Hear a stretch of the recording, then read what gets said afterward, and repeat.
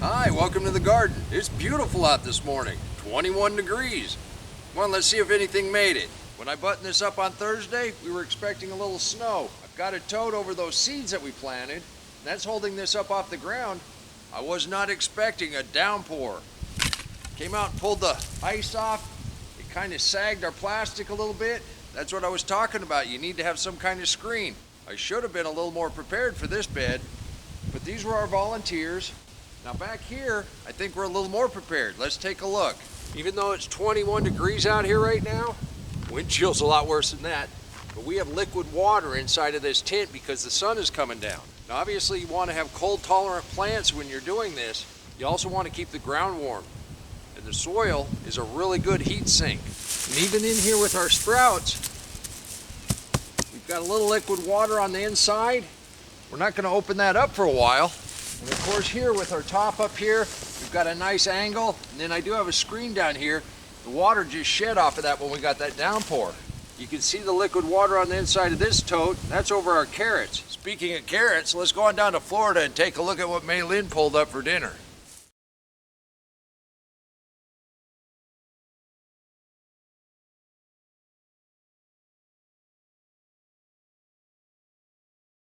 May Lynn, thank you. That was fantastic. Now our beets, our turnips, our spinach, very cold hardy. We did harvest quite a little bit.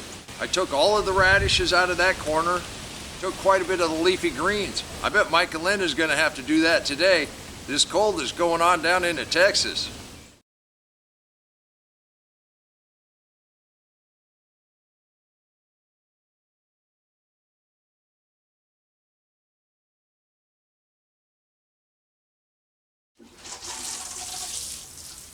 Being this cold, you gotta remember, don't let your seeds dry out. Here in the greenhouse, it's 78 degrees. It's getting cold at night, but the varieties that we chose, they're gonna handle the cold. And the seeds that haven't sprouted yet, they're just gonna wait till the temperature's right. It's winter, and as one of the viewers wrote in from Minnesota, we're finally gonna get our below zero weather. There's a lot of places that are kind of used to this kind of extreme weather, but for the areas that are not used to this kind of weather, there's a few precautions you want to take. Make sure that your pipes are taken care of. Make sure you have enough energy to stay warm. Be very careful if you're going to use space heaters. You got to watch out for fire. You don't want to have an open flame inside a house. You want to watch out for carbon monoxide. These may seem simple enough, but there's some precautions you really want to take.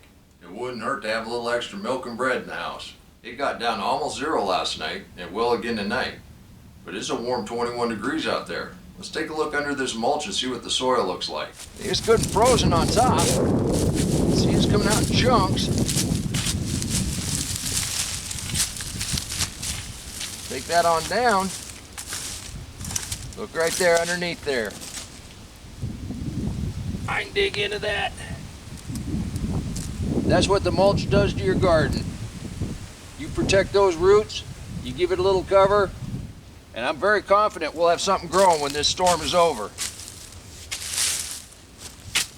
Another friend of this channel, Walter, he's right in the crosshairs of this storm also.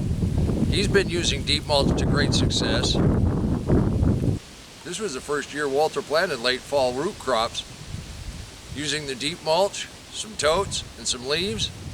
This looks great, Walter. Thank you for sharing and showing us the possibilities.